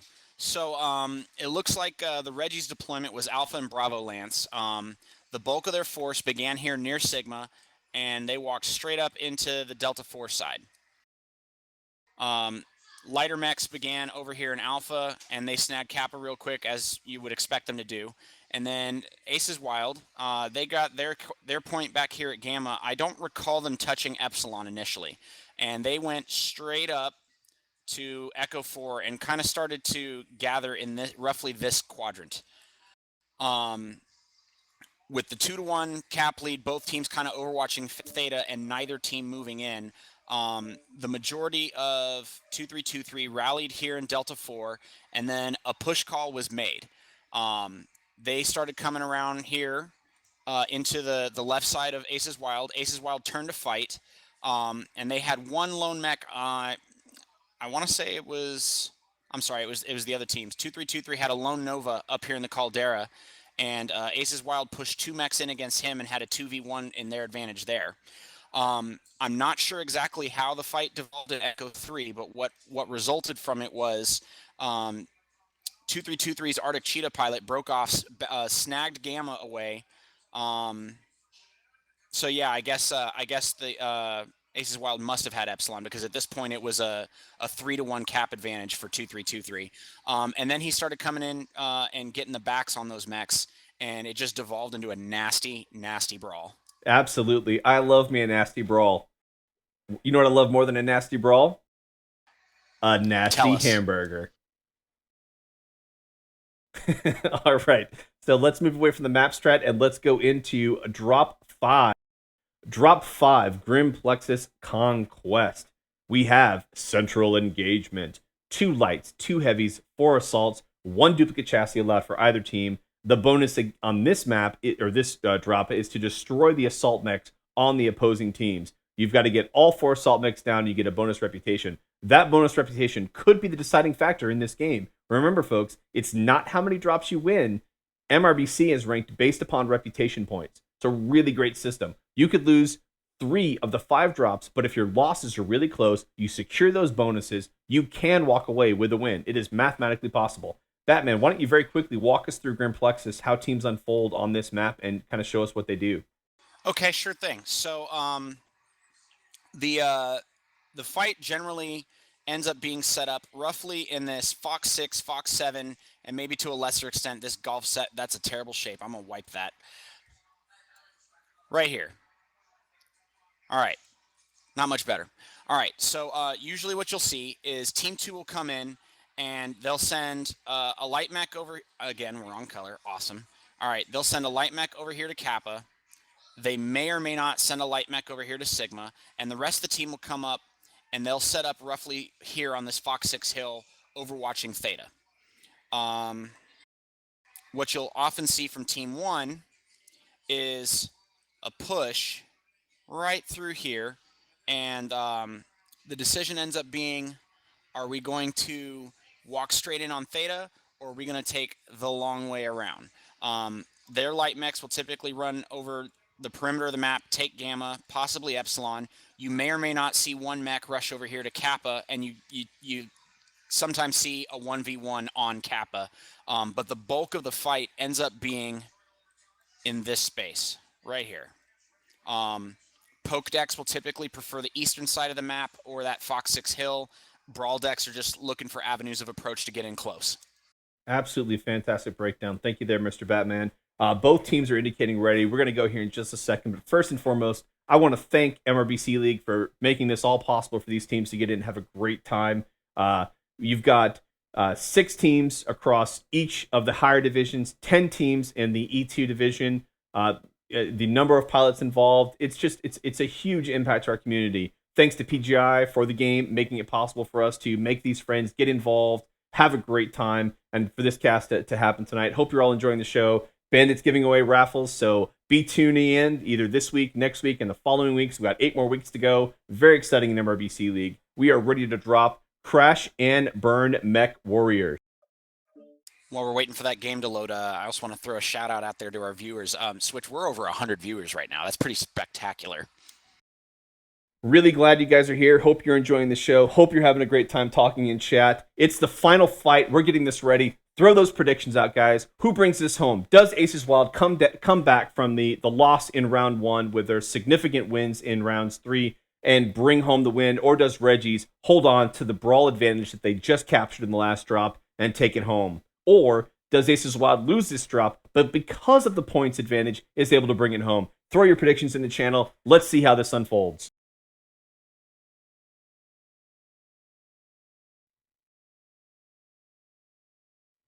We've got both dropships coming in. All right, let's talk about the mech selection. Aces Wild, Nightjar Prime, King Crab, Direwolf, Kodiak 3, Firestarter, Timberwolf, Kodiak 3, and Jenner 2C. That is a heavy deck. What do we got for the Reggie? Switch, you're going to have to cover me on that one. I tried to tab out real quick, and when I did, I crashed the program. I'm going to rejoin the lobby as soon as I can. All right, well, you're going to miss this fight then. The Reggies have 2 Kodiak 3s, a Jenner 2CA, Nightjar Timberwolf Battlemaster, Marauder 2CA, and Arctic Cheetah Prime. It looks like both teams opted for the Poke trade decks, and we are going to see some long-range shooting in this match.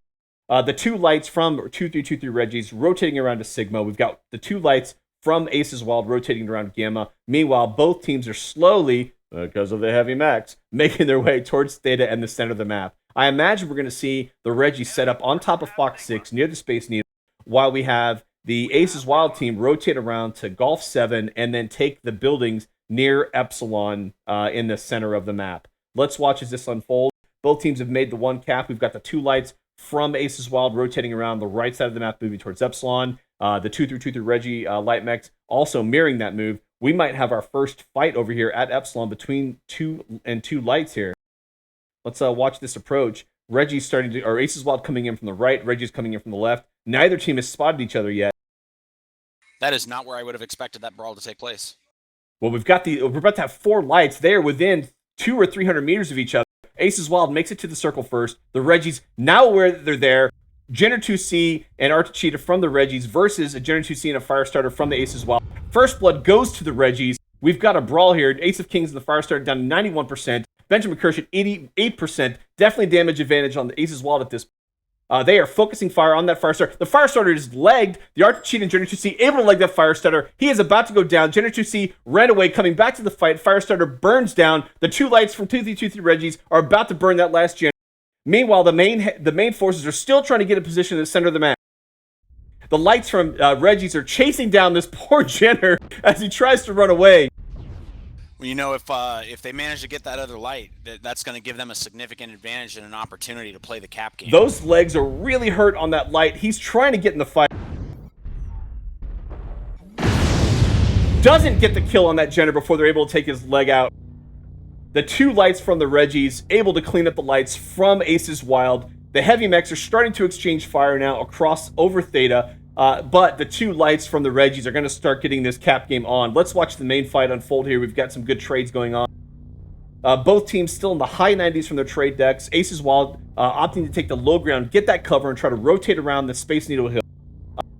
Meanwhile, the Reggies abandoning the high ground position, moving across the northeast corner of Theta, moving towards the Golf 7, Fox 7 high ground to get in those buildings. UAV up by the Reggies as they make that move across, making sure that those heavies don't come in their backfield. Aces Wild starting to stagnate in the low ground here. I think they're trying to understand or make the decision as to which way they want to go. Don't really need to pay attention to the lights from the Reggies because they're going to go get caps, and they're going to get the cap advantage, forcing the 7 mechs, remaining from Aces Wild to move into a fight. You know, you never want to be in this position where you're back on your heels, the enemy team has the cap advantage, you have no way of recapturing the cap advantage, you are now moving to the game plan that the other team has set for you. Great hits on that Kodiak 3 at the top of the hill, down to 81%, PPC fire just slamming into him as he backs off the hill and tries to get into cover. The Aces Wild mechs stacked up on Theta. Nice attempt at an airstrike there. Unfortunately, it was a little bit too early. 5 seconds later would have done significant damage. Good counter trades back by that team on the mechs, but we're still not seeing a lot of damage outbound from Aces Wild against the Reggies.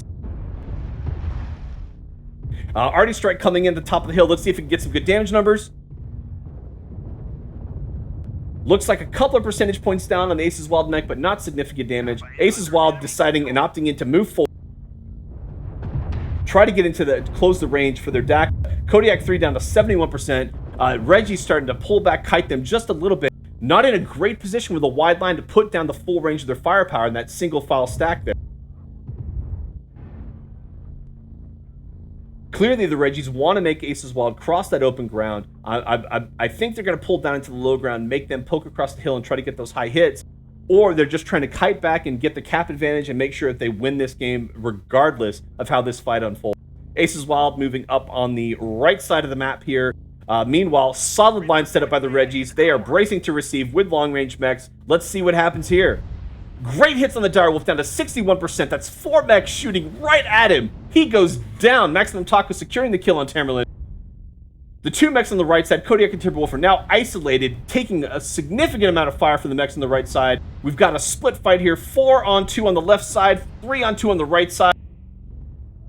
Aces Wild losing another player. 1 more down. Reggie's up 8-4 at this point. 2 mechs below 75%, 1 below 50%. This is definitely going the way of the Reggies. 2 mechs left in the field for Aces Wild. That Kodiak's going down momentarily. Goes down. Last mech remaining. Down. That is the end of the game. 2-3-2-3 Reggies securing the win. 8-0. All of that due to the fact that the 2 light mechs were able to peel off and burn down the 2 light mechs from Aces Wild, forcing Aces Wild to move into a position that was advantageous to 2-3-2-3 Reggies. Great fight. Great way to finish the night. Chimera for Aces Wild, or 2-3-2-3 Reggies with 733 damage, keeping every enemy mech below 200 damage on Aces Wild. Only 2 mechs getting close to 200 damage, and 3 mechs below 100. Decent damage spread across the rest of the mechs around 2-3-2-3, but definitely MVP of the game and of the night, if I recall damage numbers correctly, Chimera 11 for 2-3-2-3. What a fantastic fight by the Reggies, bringing this home. Yeah, congratulations to Team 2. Well fought. They took that first game, and then looked like the momentum was shifting to the other team, and then they got it together, and they came back and finished strong. So well played, and well played by Aces Wild as well. We'd said we wanted a back and forth match, and we got exactly what we wanted. All right, so let's get out of game, pull up the map strat, look at this. Final results, Season 9, Week 1, Division D, Aces Wild versus 2-3-2-3 Reggies. Reggies bringing home 3 wins, 1,250 rep to 825 rep for Aces Wild. That's a reasonable reputation win, take home for Aces Wild. Nothing they should hang their heads in shame about. However, huge congratulations to the Reggies in the final match for really putting the smack down and just taking it home. Let's pull up the map strat and walk through what happened there. Sure. If you don't mind, I'd like to start with the light duel on EPSI because I'm watching the replay right now and I can actually comment on it at the moment. Fantastic. Please do.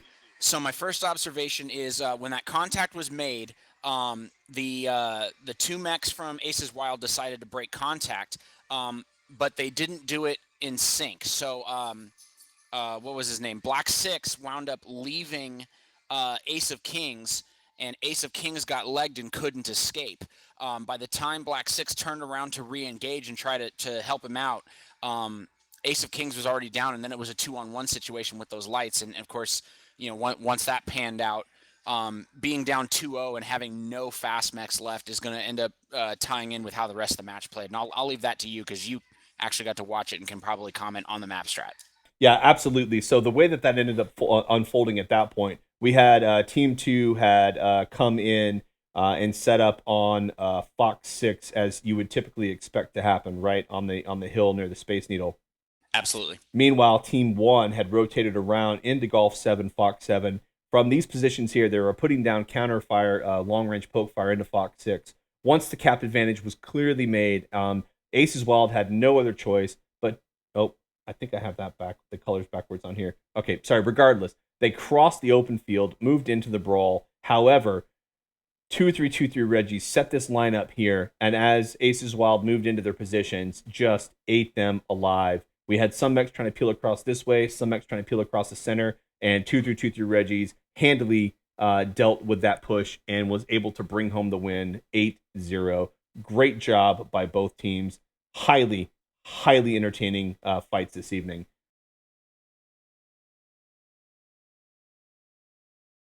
So that is the end of the official cast. I wanted to get both of the team captains in here for just a second to have a quick chat with them. Batman, throw out some appreciations. Let's talk about how the night went overall, maybe some things that you saw while I get these guys in here. Okay. Well, let's start with appreciations for the folks that actually organized the league, because without that, we wouldn't be here. Go ahead and throw a shout out for the two teams for coming, bringing their best, playing hard, and making it entertaining for us to watch, and for the we're now up to 136 viewers. So I don't think we'd have that many if it wasn't an enjoyable match to watch. So definitely shout out to them for taking the time in their evening to support us and to support these two teams. Shout out to our own guys for being there to encourage you and I to do this. And as I said to you earlier, this is my second favorite thing to do on MechWarrior. Of course, the first being to smash other people's robots. Yeah, and we've got both team captains going to make their way here in just a second. And I want to specifically appreciate MRBCLeague.com for making this all possible for all of us. Bandit B17 for his support in both shoutcasting and in the giveaways this evening. Great participation by everyone. We made it up to 134 viewers this evening, so just a really fantastic turnout.